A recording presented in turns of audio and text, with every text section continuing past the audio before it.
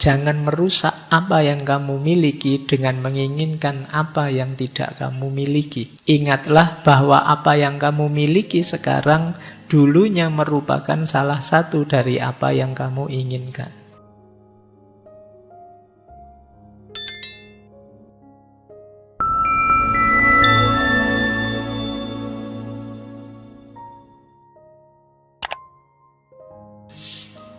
Assalamualaikum warahmatullahi wabarakatuh. Bismillah, mari kita lanjutkan lagi ya ngaji kita. Menikmati hidup secara sederhana. Jadi ataraksianya epikureanisme itu batin tenang, bebas dari kecemasan dan hidup damai. Syaratnya 4. Ataraksianya epikureanisme itu, yang pertama tadi sudah disebut ya, sederhana dan jangan berlebihan. Nanti ada ureannya di belakang. Yang kedua, punya sahabat, teman untuk berbagi, saling mendukung, saling menasehati dan lain sebagainya. Ini hidup kita akan lebih stabil. Ketika kita sadar apapun yang terjadi dengan diriku, ada teman yang menemaniku, mensupportku. Ini hidup lebih tenang. Kemudian rasional. Jadi hidup lebih rasional itu menenangkan. Nanti sampai ke belakang kita menjelaskan ini nanti. Kemudian hidup yang alamiah. Nanti beliau mengkritik keras orang yang cemas dengan kematian. Kematian itu alamiah saja, ngapain kita takut mati? Orang yang takut mati itu tidak pinter, kata Epikuros. Karena kenapa? Waktu kita mati itu kan kita tidak sadar. Kalau kita tidak sadar, ya kita takut apa? Sesuatu yang tidak bisa kita sadari. Nanti ada uraiannya di belakang.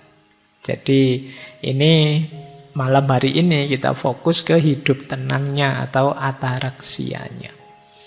Gimana sih kita bisa hidup tenang versinya Epikuros. Oke, baik. Jadi itu pengantarnya, sekarang kita belajar ketenangannya. Kita mulai ya, bismillah. Yuk, yang pertama, ini agak panjang. Hidup tenang itu tentu saja harus diawali dengan hidup senang. Gerbangnya ketenangan itu kesenangan. Tidak mungkin kita ngaku-ngaku tenang tapi kita merasa tidak senang. Ketenangan dan kesenangan itu satu paket. Kesenangan adalah gerbangnya hidup bahagia. Kesenangan ini, kata Epikuros, sifatnya innate good. Innate itu sudah ada dalam diri kita dan kita anggap baik. Dan itu sejak kita lahir. Pikiran mungkin belum optimal waktu kita baru lahir, tapi senang dan tidak senang, nyaman dan tidak nyaman sudah ada. Bayi itu kalau tidak nyaman, ya nangis dia. Itu kan berarti ada kesenangan. Ada yang dia sudah mulai paham, ini senang, itu tidak senang. Kalau dia tidak senang, ya nangis. Itu kenapa disebut innate good. Kita tidak perlu belajar senang itu bagaimana, tidak senang itu bagaimana. Itu fitrah sudah kita tahu. Sudah ada dalam diri kita. Makanya kan tidak ada kalian sebentar Pak, saya tak belajar dulu caranya senang bagaimana. Kan tidak, kita otomatis sudah tahu. Begitu senang, ya rasa senang itu muncul dalam diri kita. Nah, cuma kesenangan itu tetap harus kita renungi, kita pelajari. Kenapa? Karena tidak semua kesenangan harus dipenuhi. Ada kalimat dari Epikuros, kesenangan yang menyebabkan rasa sakit atau kesulitan harus dihindari. Sebaliknya kadang-kadang rasa sakit atau kesulitan tapi bisa melahirkan kesenangan harus kita jalani. Jadi mungkin ada kesenangan, enak sih sekarang nyaman, tapi itu akan menyebabkan rasa sakit jangka panjang. Kalau kita pinter ya kita hindari. Makan enak kayak tadi gorengan terus-terusan itu enak, wong kita seneng. Tapi kalau kita sadar, iya ya ini, tapi kalau saya tidak hati-hati, besok ada kepahitan jangka panjang, kolesterol lah, jantung lah, dan lain sebagainya. Ini kita harus mulai berpikir lagi, apa iya kesenangan ini harus saya penuhi? Atau ada kepahitan, kita tidak enak menjalankannya, tapi kalau kita jalankan kepahitan ini, besok kita ketemu kesenangan di belakang yang jauh lebih panjang. Nah itu kalau kata Epicurus, yo ayo kita jalani. Belajar misalnya, itu kan pahit, tidak enak, capek juga, puyeng juga. Tapi kalau kita tidak belajar, kita tidak ketemu nikmatnya ilmu, kita tidak ketemu manfaatnya ilmu untuk masa depan kita yang panjang. Maka harusnya ya kita jalani belajar itu. Jadi meskipun orang itu mencari kesenangan, tapi dia harus jeli melihat apakah kesenangan ini membuahkan rasa sakit atau tidak. Atau apakah sebelum mencapai kesenangan itu aku perlu menahan diri dalam kepahitan-kepahitan tertentu atau tidak. Jadi kalau akal rasio kita jalan, kita bisa mengidentifikasi jenis-jenis kesenangan tadi. Bahkan kata Epicurus, kadang-kadang orang itu harus siap sakit sebentar demi senang yang lebih panjang. Ngaji malam hari ini mungkin sakit sebentar, ya sumuk lah, ya rame lah, ya sumpek lah. Tapi kan demi biar saya ngerti sesuatu, dan pengertian itu mungkin ada manfaatnya ke depan, jauh lebih panjang. Nah ini pahit dulu baru ketemu manfaat. Olahraga misalnya kan capek, tidak enak, tapi kan ada manfaat kesehatan jangka panjang. Jadi hedonisme itu memang dikenal aliran yang hidup hanya untuk senang-senang saja. Tapi versinya Epicurus, kesenangan itu ya harus jeli kita melihatnya, tidak sekedar enak langsung ditabrak. Kalau enak langsung ditabrak, ya siapa tahu kesenangan ini justru buahnya kepahitan yang lebih dalam jangka yang panjang. Terus nanti Epicurus membedakan antara kesenangan kinestetik dan kesenangan statis. Jadi kesenangan kinestetik itu kesenangan yang berproses. Biasanya kesenangan kinestetik itu muncul untuk memenuhi kebutuhan natural kita. Begitu kesenangan kinestetik terpenuhi, maka kita akan mengalami kesenangan statis. Contohnya, kita lapar, terus kita makan. Dan kita merasakan makan itu betapa enaknya, kesenangan kinestetik. Setelah selesai makan, kita puas, lega, kenyang. Kenyang itu kesenangan statis. Kata Epicurus, rumusnya begini. Kalau kita sudah sampai di kesenangan statis, biasanya ya selesai. Kita tidak ingin lebih lagi. Karena kalau lebih lagi akan jadi penyakit. Dari kesenangan berubah jadi ketidakenaan. Tapi orang masih bisa mencari kesenangan lain yang berbeda. Jadi kesenangan kinestetik melahirkan kesenangan statis. Kalau sudah sampai di kesenangan statis, ya sudah. Makanya disebut statis, selesai. Di titik ini kita tidak bisa nambah kesenangan lagi. Karena kalau ditambah biasanya terus jadi pahit. Tapi kita bisa nyari kesenangan yang lain. Wah, misalnya kalian tadi makan, sudah kenyang, selesai. Karena kalau nambah makan lagi jadi pahit lagi. Tapi kalian masih bisa nambah kesenangan dari jalur lain. Misalnya, sudah kenyang ini, saatnya nyekrol TikTok sekarang. Itu kesenangan yang lain. Ya nanti nyekrol TikTok itu kinestetiknya kalian akan sampai di kesenangan statis yang lain. Mungkin kalian jadi gembira di situ. Tapi juga kalian harus ngerti limit. Karena kalau kalian lupa batas, terlalu lama nyekrol TikTok, nggak ngerti kapan berhenti, terus tiba-tiba waktumu habis, lupa. Wah, lupa harusnya melakukan ini, melakukan itu.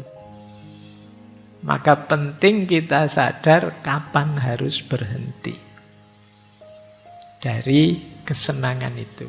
Jadi ini rumusnya, ada kesenangan kinestetik, ada kesenangan statis. Yang kalau sudah statis berarti kita terpuaskan. Kalau sudah terpuaskan jangan ditambah tapi mencari jalur lain kesenangan. Itulah rumus untuk mengejar kesenangan.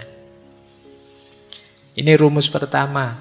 Rumus kedua dari kesenangan. Pak, gimana Pak? Milih di antara banyak kesenangan itu harus saya pilih yang mana? Kata Epikuros, kesenangan itu bisa dilihat intensitasnya, bisa dilihat durasinya, bisa dilihat kemurniannya.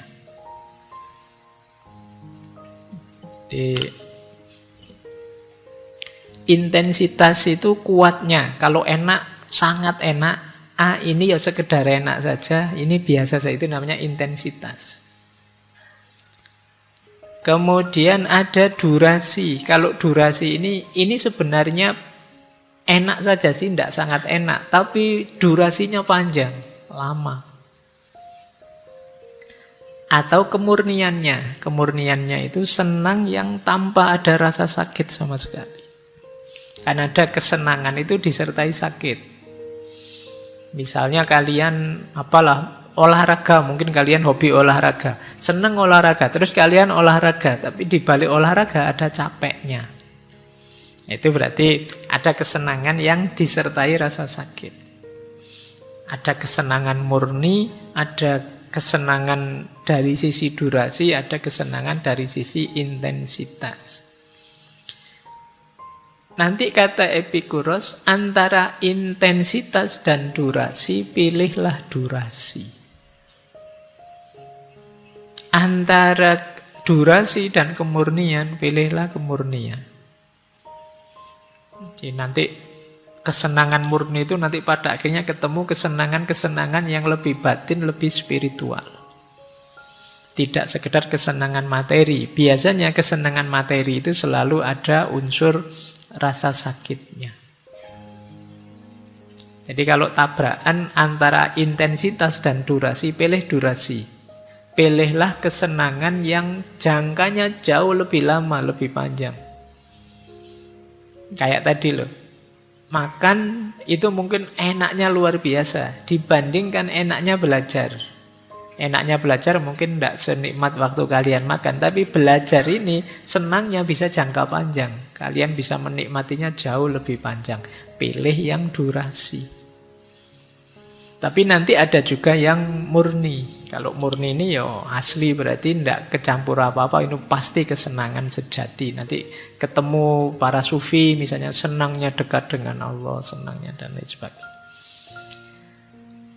Nah, maka untuk kesenangan murni itu ya, beliau bilang begini, there was no reason to eat, drink, and be merry today if you are going to have a headache from it tomorrow. Tidak ada alasan untuk makan, minum, atau kawin kalau hari ini kalian sedang pusing. Jadi ini masih ada sakitnya. Apa kesenangan yang diawali rasa sakit? Di situ diilustrasikan, ya makan diawali lapar.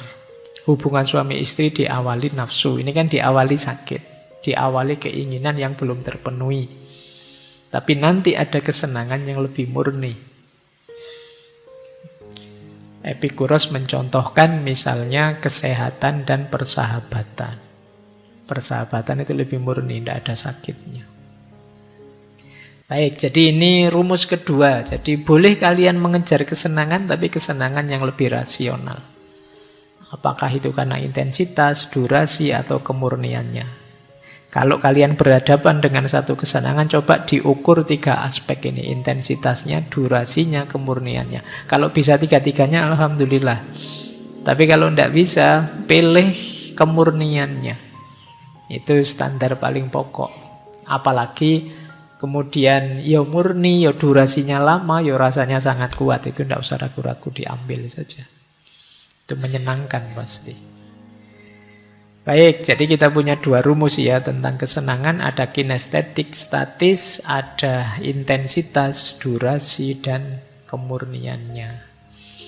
Makanya terus beliau bilang begini. Maka kalau kami mengatakan bahwa tujuan hidup kita adalah kesenangan, yang kami maksud bukanlah kesenangan kaum foya-foya yang asal menikmati saja. Itu anggapan mereka yang tidak tahu atau tidak lagi mengerti ajaran kami atau dengan sengaja memutarbalikkannya. Karena beliau ini dituduh hedon dengan konotasi yang negatif tadi. Hidup kok nyari senang saja, kurang mulia. Padahal kata beliau tidak begitu cara memahaminya. Bagi kami, kesenangan berarti tidak merasa sakit dalam tubuh dan tidak resah dalam jiwa. Karena hidup penuh kesenangan tidak diperoleh dengan pesta minum dan makan terus-menerus. Tidak dengan menikmati remaja laki-laki dan wanita cantik. Juga tidak dengan menikmati ikan yang enak dan makanan yang mewah apa saja.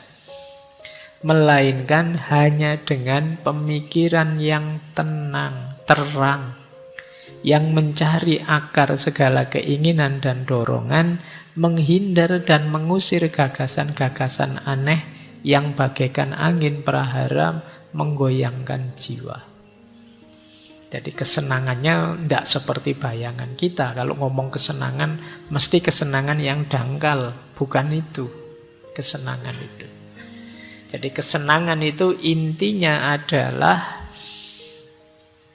fisik yang tidak sakit dan jiwa yang tidak resah. Kalau kita melakukan sesuatu yang meresahkan jiwa, ya berarti kita tidak bisa menyebutnya kesenangan meskipun rasanya nikmat. Baik. Terus beliau menyebut begini. Pada permulaan segala-galanya ada akal budi. Milik kita yang paling bernilai. Dari akal budi, keutamaan-keutamaan lain semua dapat disimpulkan. Akal budi mengajar kita bahwa tidak mungkin hidup senang kalau tidak hidup secara rasional, bersusila, dan adil. Juga sebaliknya, mustahil hidup rasional, bersusila, dan adil, tapi tidak merasa senang. Karena keutamaan-keutamaan menyatu erat dengan hidup senang. Dan yang satu tidak dapat dipisahkan dari yang satunya. Mungkin kemarin-kemarin kita merumuskan hidup senang dan hidup baik itu dua hal yang berbeda. Kalau di Epikuros tidak. Tidak mungkin kita bisa senang kalau kita tidak hidup baik. Dan tidak mungkin kita ngaku orang baik tapi tidak senang. Jadi kalau yang pertama jelas bahwa tidak mungkin kita bisa hidup senang tanpa hidup baik. Karena yang melahirkan kesenangan itu pasti kebaikan-kebaikan. Dan tidak mungkin kita hidup baik tanpa senang. Karena kalau kita melakukan kebaikan dan tidak merasa senang, berarti kita tidak utama. Mungkin kebaikan itu ya terpaksa saja, formalitas saja. Kita tersiksa oleh kebaikan itu berarti kita belum menghayatinya. Jadi orang baik pasti bahagia. Dan orang bahagia pasti baik. Kalau tidak, ada yang salah dalam rumusannya. Jadi ini menurut Epikuros ya. Maka orang yang nganggap hidup hedon itu pasti negatif, nah ada pembandingnya. Ternyata pikiran-pikirannya Epikuros yang disebut akarnya hedonisme tidak begitu. Hedonisme jadi lebih artifisial, negatif nanti di hedonisme yang modern, yang dulu pernah kita bahas. Baik ya, jadi rumus pertama orang bahagia, hidup tenang adalah hidup senang. Untuk tenang kita harus senang. Tidak mungkin kita bisa tenang tanpa senang. Lanjut, rumus kedua. Untuk mewujudkan keinginan hidup adalah mengendalikan keinginan. Ini yang berat ya. Kadang-kadang keinginan itu ya muncul karena pengaruh sekeliling kita. Maka penting kita hidup reflektif, memikirkan apa saja keinginan kita, kemudian merenunginya. Kata Epikuros, ada 3 jenis keinginan. Yang pertama, natural necessary. Natural itu alami dan necessary, niscaya, dia harus kita penuhi. Ada yang kedua, natural tapi unnecessary. Natural, alami tapi tidak niscaya, tidak penting. Yang nomor 3, unnatural, tidak alami. Nah, nanti setelah ini teman-teman boleh bikin list daftar. Saya itu ingin apa sih, tulisan ya. 1 apa, 2 apa dalam hidup ini. Tulis saja semua. Jelek juga enggak apa-apa, saru juga enggak apa-apa. Wong yo keinginanmu kan. Coba tulisan itu untuk membersihkan pikiran juga, menjernihkan pikiran kita juga. Tulis semua keinginanmu, terus bikin klaster 3 ini. Ini keinginan yang natural, necessary. Ini yang natural tapi unnecessary. Dan yang ketiga unnatural.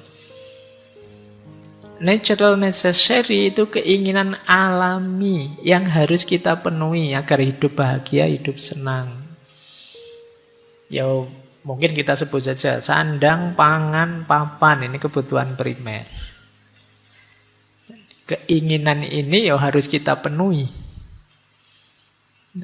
Natural necessary ini. Tapi ada yang nomor 2, natural unnecessary. Keinginan alami tapi tidak harus dipenuhi. Tidak wajib. Kalau yang pertama tadi wajib. Yang kedua tidak wajib. Misalnya tadi ingin makan. Nah sekarang kita ingin makan yang sangat enak. Atau makan yang mahal. Makan di warung langganan saya biasanya. Ini ada jenis unnecessary. Tidak harus begitu juga tidak apa-apa sih. Baju, terus ingin baju keren, baju mode dan lain sebagainya. Ingin HP untuk komunikasi, tapi kita ingin yang merek ini, bukan HP yang itu sudah unnecessary. Keinginannya alamiah, tapi tidak harus dipenuhi. Ada lagi yang tidak natural. Nah, kalau di Epikuros ya contohnya ingin berkuasa, itu ternyata tidak natural bagi Berarti kalian yang punya cita-cita nyalonan ini, nyalon itu sebenarnya unnatural. Tidak natural. Yang kedua ingin terkenal. Termasuk beliau mencontohkan ada koleksi emas. Ini kadang-kadang ya ngapain dikoleksi sampai segitunya. Tidak natural. Jadi ada natural dan harus, ada natural tapi tidak harus, ada yang tidak natural. Gimana Pak cara menyikapi 3 ini? Caranya begini. Yang pertama, kata Epikuros, abaikan keinginan ketiga, fokus dulu pada keinginan pertama. Jadi, wong yo rumah belum punya, makan pontang-panting, baju ndak ganti-ganti, wong ndak bisa beli. Kok kamu mikirnya kapan ya Pak saya terkenal bisa ngoleksi emas sebanyak-banyaknya, bisa nanti dulu, penuhi dulu yang pertama. Jadi yang nomor 3 itu terakhir sekali. Nah, kalau yang kedua, boleh memenuhi keinginan kedua asal tidak menyebabkan rasa sakit atau tidak nyaman yang akut. Misalnya kalian ingin makan enak ini, makan kan primer ya. Boleh dipenuhi Mbak, boleh, tapi jangan sampai setelah sekarang makan enak terus besok seminggu tidak makan.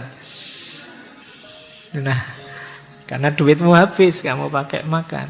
Nah ini jangan. Jadi yang nomor 2 kamu penuhi, tapi pastikan tidak ada efek sakitnya. Kalau ada pending dulu, biasa saja dulu. Ya kayak HP tadi loh. Yalah yang penting punya HP bisa komunikasi. Pak saya pengen yang bermerek Pak, yang terbaru Pak. Ya silahkan, tapi jangan sampai ada rasa sakit. Jangan sampai begitu beli HP bermerek yang terbaru kamu ditagih pinjol. Terus stres kamu. Nah, itu blunder namanya. Jadi keinginan jenis kedua kalau memang mampu penuhi saja, tapi pastikan tidak menyebabkan rasa sakit. Keinginan ketiga, kenapa tadi keinginan itu harus kita taruh di terakhir? Karena keinginan ketiga itu cirinya biasanya dalam jangka waktu lama akan muncul masalah. Apakah itu kecewa, tidak puas, tidak nyaman, atau kesehatan. Jadi, ya kayak tadi loh, Pak, terkenal itu kan enak, Pak. Enggak, nanti ada efek tidak nyamannya pasti. Koleksi emas apa yang luar biasa itu jangan-jangan ada mungkin ketidakpuasan, mungkin kekecewaan, atau kesehatan terganggu. Kalau yang tidak alamiah ini harus dipertimbangkan benar kalau mau kalian jadi target keinginan. Karena keinginan itu jadi faktor utama kita bisa tenang atau tidak. Orang kalau keinginannya tidak realistis, terlalu tinggi, tidak terkendali, ini sumber kegelisahanmu. Makanya dulu waktu kita sekolah SD atau SMP kan ada kalimat begini, gantungkan cita-citamu setinggi mungkin. Ini menurut saya kalimatnya bagus sudah. Kamu boleh berkeinginan, boleh bercita-cita setinggi-tingginya, tapi yang mungkin. Iya. Ya makanya setinggi mungkin. Jadi setinggi-tingginya tapi yang mungkin. Jangan yang tidak mungkin, nanti kamu stres.